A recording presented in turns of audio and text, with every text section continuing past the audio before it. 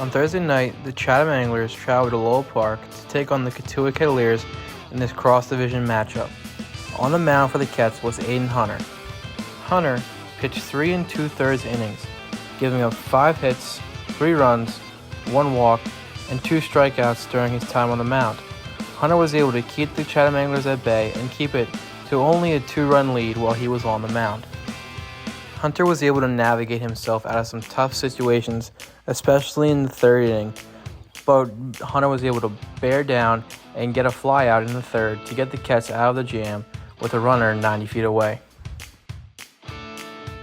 The offense got going in the 4th inning when Nathan Hall wrote the ball to the shortstop, and the Chatham Anglers were unable to turn the double play, but he was able to beat the ball out to first base.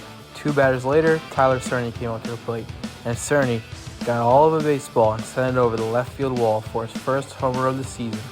It was only a matter of time before Cerny went yard, as he has been producing quality at-bats, hitting the ball very hard, and finally he got his wish, sending a ball over the left field wall at Lowell Park. After some back-and-forth action in the middle innings, Colin McKay was brought on to limit the damage. McKay was lights out in the 6th inning, trying to limit the damage and keep it at a 2-run lead for Chatham. McKay was able to get a flyout, a ground out, and a strikeout to get himself and the Ketts out of the 6th inning and keep the Chatham Anglers lead to only 2 runs in the game.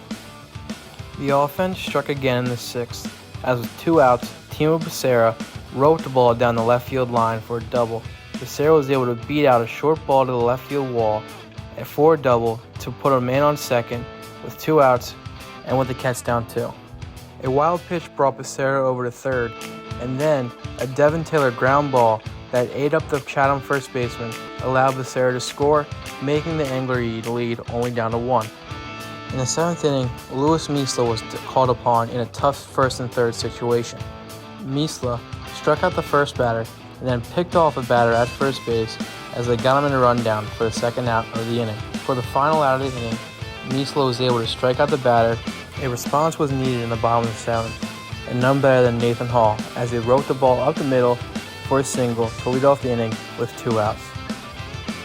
With Hall on second base after a wild pitch, another wild pitch allowed him to move over to 3rd base with 2 outs, making the tying run 90 feet away.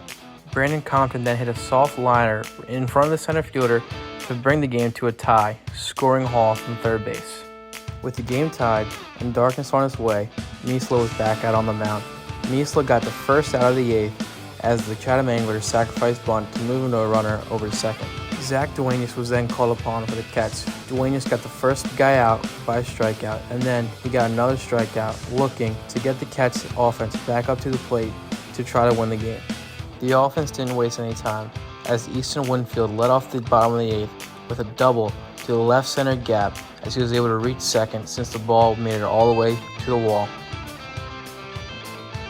The Team USA man was then up with a man on 1st and 2nd, and Devin Taylor roped the ball to the right center gap for an easy stand-up double. This made it as runners were on 2nd and 3rd with only no outs. Then, with Jaron Avincula up at the plate, a wild pitch scored another run, making it 7-5 in favor of the Ketts. The slugger, Tanner Thatch, then wrote the ball down the right field line for a single. This made the score 8-5 in favor of the Ketts, and then it also called the game, as the game was called due to darkness.